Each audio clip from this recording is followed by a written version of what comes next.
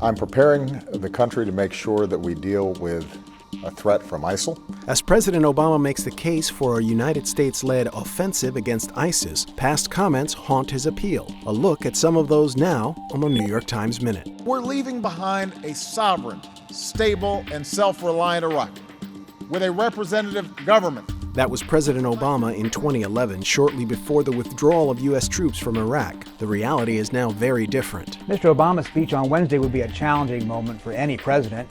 His predecessor, George W. Bush, once gave a speech on Iraq in front of a sign that said mission accomplished, when it wasn't. But time and time again, Mr. Obama has expressed assessments of the world that today, in the harsh light of hindsight, look out of kilter with the reality he now confronts. And now President Obama is expected to authorize airstrikes against ISIS in Syria.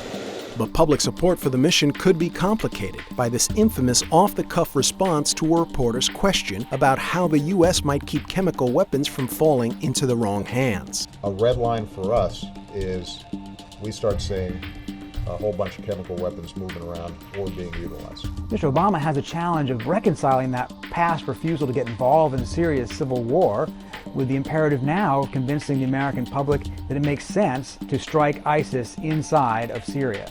We are going to systematically degrade their capabilities. We're going to shrink the territory that they control. And ultimately, we're going to defeat them. But that's a promise to an American public deeply skeptical of his leadership. President Obama's approval rating has been in the low 40s for much of the year.